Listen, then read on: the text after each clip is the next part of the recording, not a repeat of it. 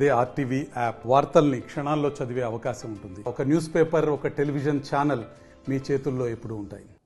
Joy Jemimah case చాలా sensational case. మన అందరికీ తెలుసు, 4 కేసులు అన్నీ రిజిస్టర్డ్ అయినాయి. మీరు చెప్పినట్టు కొందరు రాజకీయ నాయకులు కూడా ముందుకు వస్తున్నారు, వాళ్ళ భాషను చెప్తున్నారు. బాధితుల తరపున కూడా కొందరు వస్తున్నారు, ముందుకు వచ్చి భాషను చెప్తున్నారు. ఇప్పుడు ఇది ప్రజాస్వామ్యంలో అందరికీ బయటికి రావడానికి హక్కు ఉంది, ప్రెస్ దగ్గరికి వెళ్ళడానికి హక్కు ఉంది, మీకు ఇంటర్వ్యూ ఇవ్వడానికి హక్కు ఉంది, వాళ్ళ అభిప్రాయాలు చెప్పడానికి హక్కు ఉంది.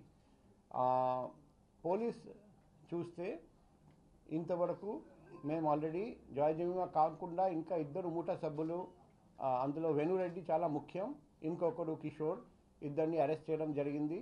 రీసెంట్గా కిషోర్ బెయిల్పై బయటికి వచ్చారండి. ఇంకా కనీసం 3 మేము ఐడెంటిఫై చేసాము. మేము త్వరలో వాళ్ళ మీద యాక్షన్ తీసుకోబోతున్నాం.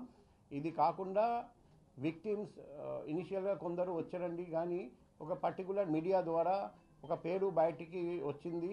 ఆ బాధతో మళ్ళీ చాలామంది విక్టిమ్స్తో నేను మాట్లాడితే, సార్ నేను రాను, మళ్ళీ ఆ మీడియా ద్వారా మళ్ళీ మా పేరు బయటికి వస్తుంది, సమాజంలో మా మర్యాద పోతుందని చెప్పడం.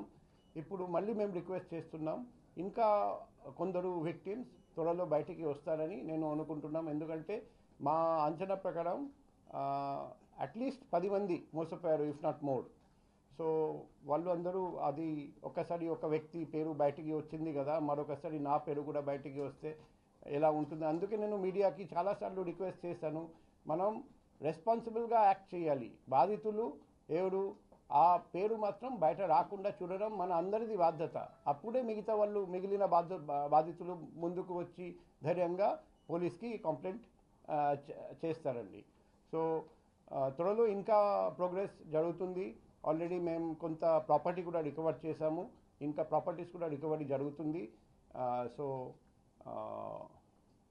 త్వరలో ఇంకా ప్రోగ్రెస్ మీకు కనిపిస్తుంది.